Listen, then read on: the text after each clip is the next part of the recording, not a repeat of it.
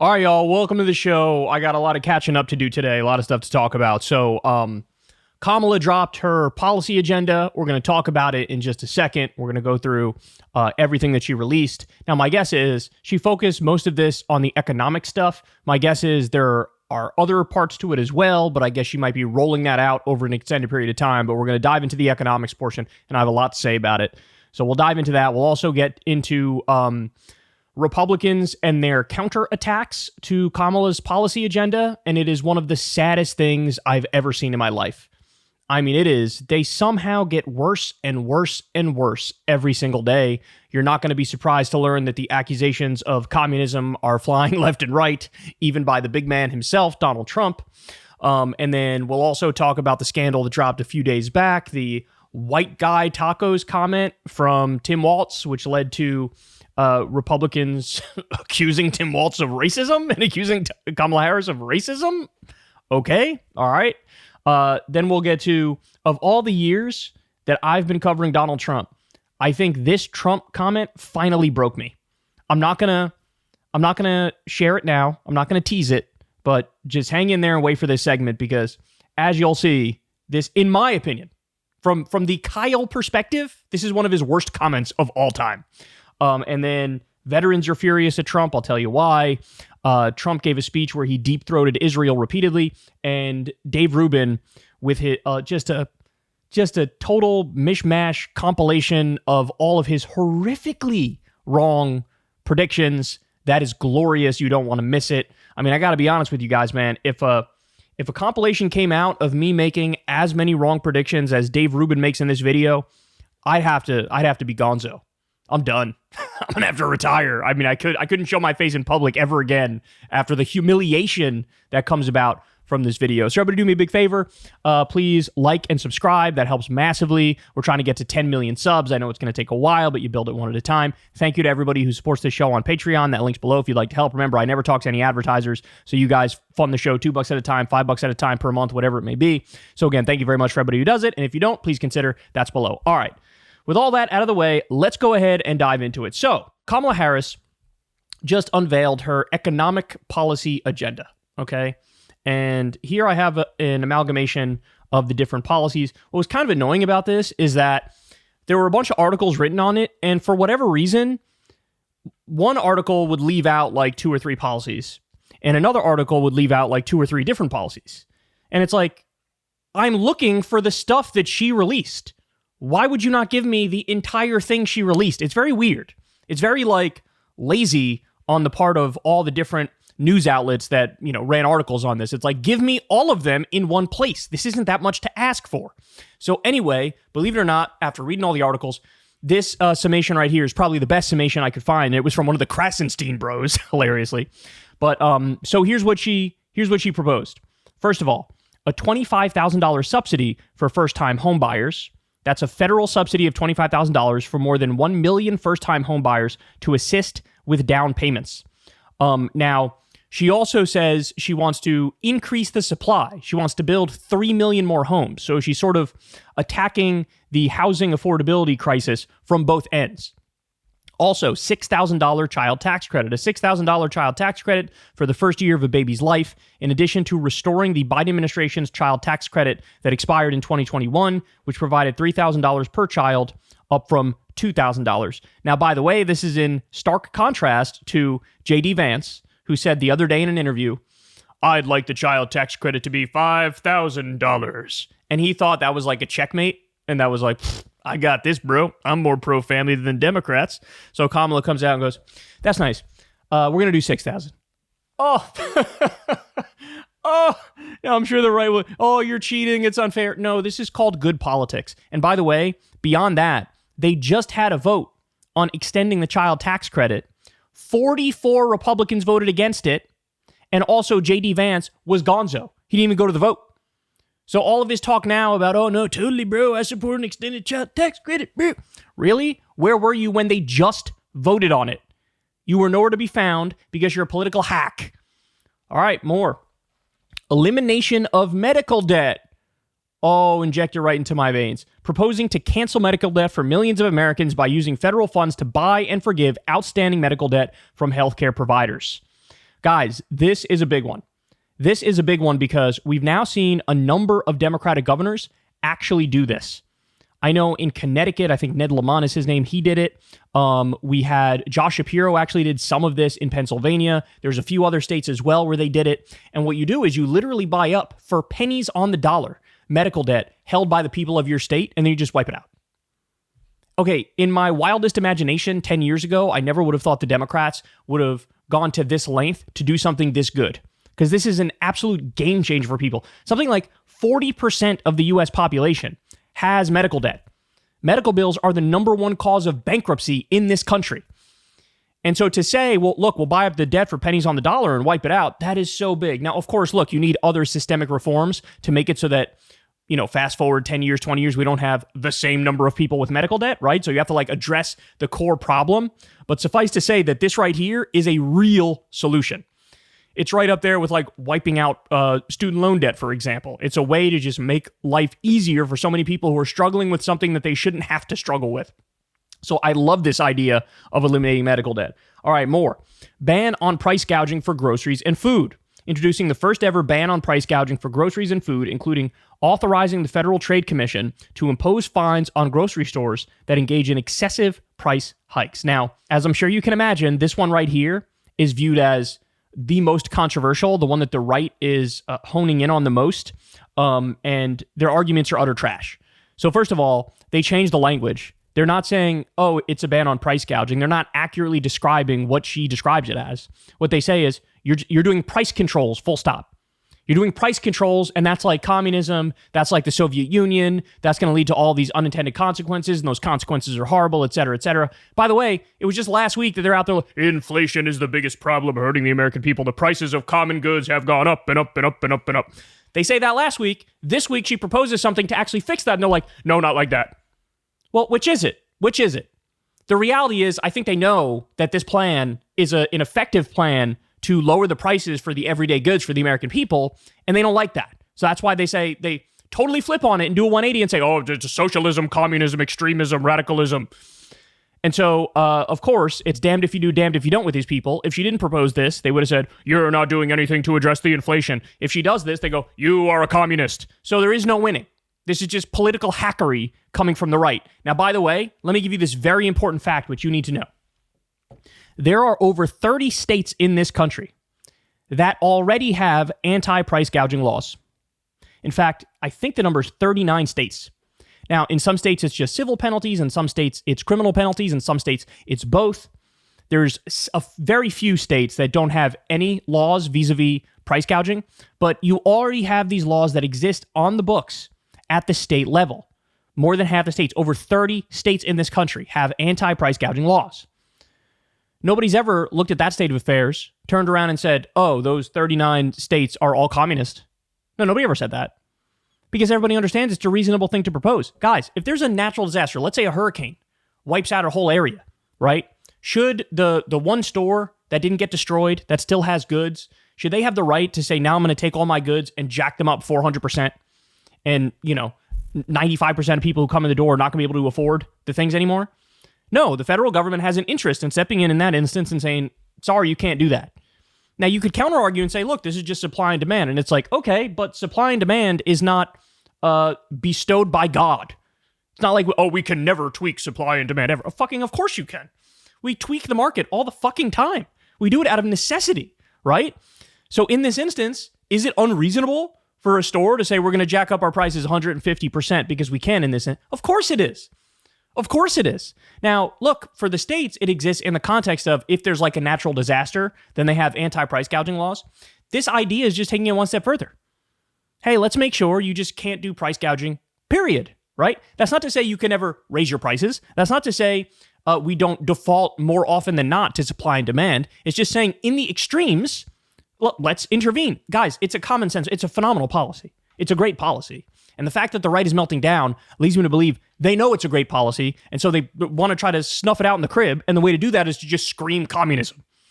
All right, more. Cap on prescription drug costs. Expanding on provisions from the 2022 Inflation Reduction Act, Harris proposes capping out-of-pocket spending on prescription drugs at $2,000 annually for all Americans, extending beyond just Medicare beneficiaries. So in other words, let's lower more drug prices. Okay.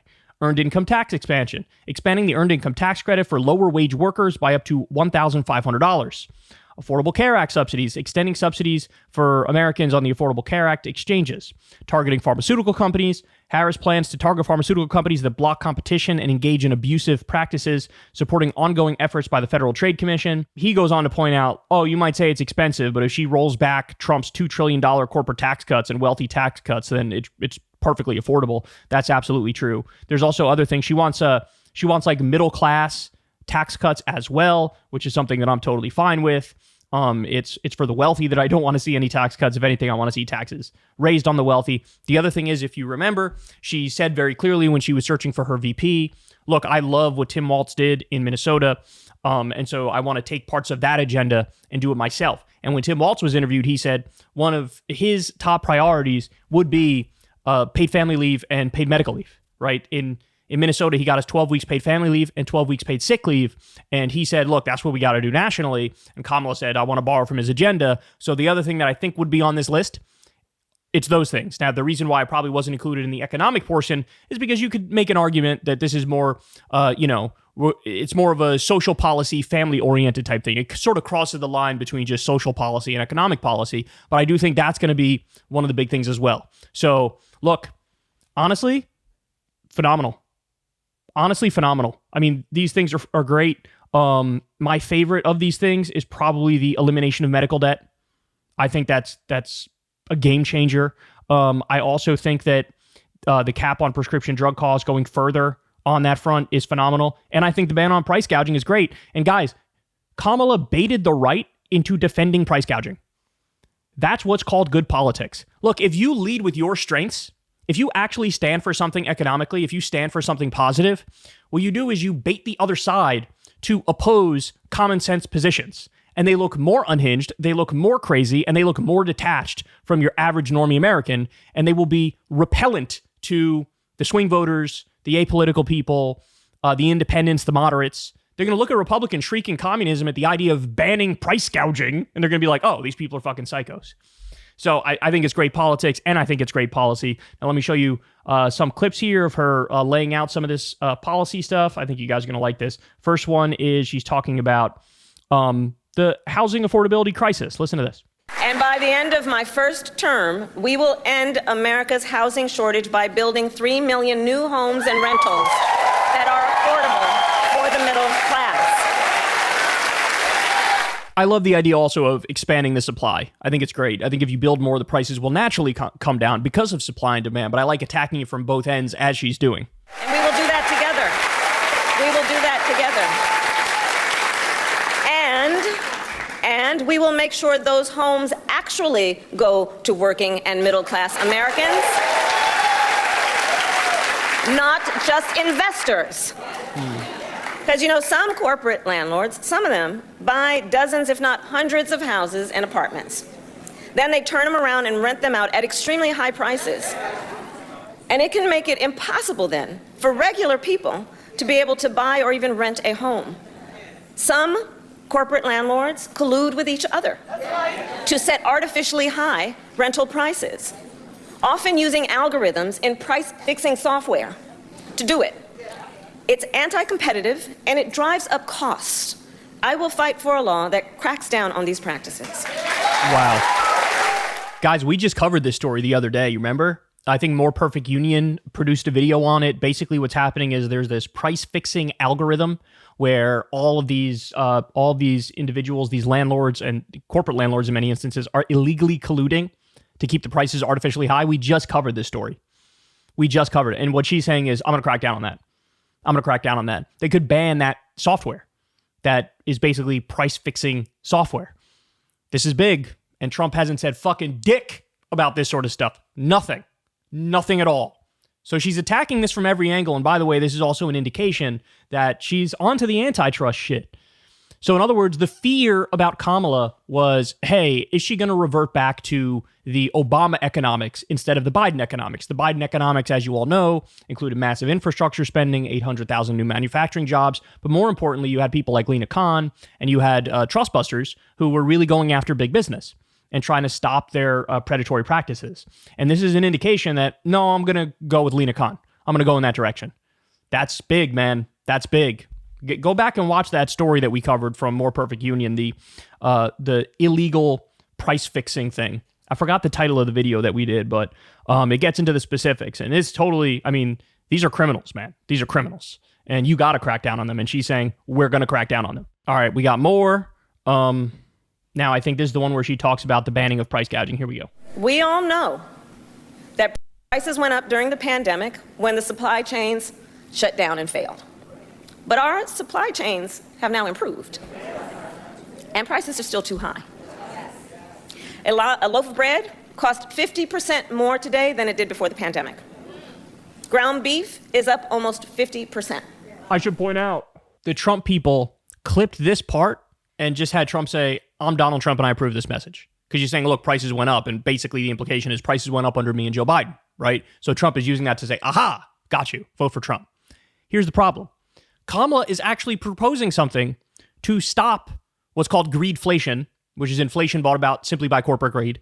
Trump is not. Trump is not. Trump thinks it's just the magic of Trump existing and being in office that made it so inflation was down when he was in. That's not the reality. It's going to continue unless you do something to stop it, right? So it's sort of a bullshit attack, isn't it? To say, aha, prices are up under you, therefore vote Trump. Okay, but what's your plan to deal with greedflation? You don't have one. She's laying one out. Companies are seeing their highest profits in 2 decades. And while many grocery chains pass along these savings, others still aren't. Look, I know most businesses are creating jobs, contributing to our economy, and playing by the rules. But some are not. And that's just not right. And we need to take action when that is the case. So what she's referring to, idiots like the editorial board over at the Wall Street Journal, they say it's a conspiracy theory. They say it's not true. She's referring to, again, this thing called greedflation. That, hey, the reason why we still have inflation is not because of any fundamental problem with the economy, right? It's not because the supply chain anymore. The supply chains are fixed post-COVID. So what's leading to it? What's leading to it is corporate greed, where they feel like we could just get away with charging higher prices because we used the inflation panic to say, we have no choice but to raise our prices. Meanwhile, they have these colossal margins on the things that they're selling. And in fact, Matt Stoller had a piece. This was early on in the process, but at the time, 60% of inflation was due to simply corporate greed. They were charging higher prices because they felt like they could get away with it. That's what she's referring to here. Trump has no plan to deal with that. She actually is laying out a plan to deal with that. Large grocers took advantage of pandemic supply chain disruptions, FTC finds. A report found that large firms pressured suppliers to favor them over competitors. It also concluded that some retailers seem to have used rising costs as an opportunity to further hike prices. This was from the New York Times. Look at this. Notable food companies with massive net income increases over the past year. Cal-Maine Foods up 718%. Kraft Heinz up 448%. ConAgra Brands up 56%. So she's saying, look, you can make money. You just can't fucking price gouge people and do greedflation and lie like, oh, you have no choice but to. No, you don't. You definitely have a choice. Then there was also this. This is hilarious. And we'll do a story on this more in depth tomorrow. But the Washington Post ran this article. The Times demand serious economic ideas. Harris supplies gimmicks. Harris' most outlandish plan is her proposal to ban price gouging. But that's just one of many misguided ideas. Imagine having an article in the Washington Post ripping a political candidate because they want to ban price gouging. So let's call a spade here. You are pro-price gouging over at the Washington Post. That's what you are. To them, no actual lefty economic idea is serious. You have to be a neoliberal or a corporate centrist to be serious in their eyes. No, I think you guys are the unserious ones. Because as this person points out, read this. Jeff Bezos, who owns Whole Foods, probably doesn't relish the prospect of price controls on groceries. Luckily, he also owns the Washington Post. Now, by the way, I wouldn't go as far as to call these price controls. I would say it is a ban on price gouging, right? It's kind of vague on purpose at the moment, but banning price gouging, I think, is very different from having across-the-board price controls. But this point stands. Hold on. Jeff Bezos owns Whole Foods. He also owns the Washington Post, and the Wall Street Journal editorial board is saying, controlling my profits, my obscene profits is not okay. It's actually very, very bad. This is a joke, bro. This is a joke right here. So there you have it. There you have it. I mean, she's making all the right people squeal. And that, ladies and gentlemen, is a phenomenal sign. Hey, y'all, do me a favor and like and subscribe. It helps out big time in the algorithm. Click the bell as well for notifications when videos drop. And watch that video on screen right now. You know you want to.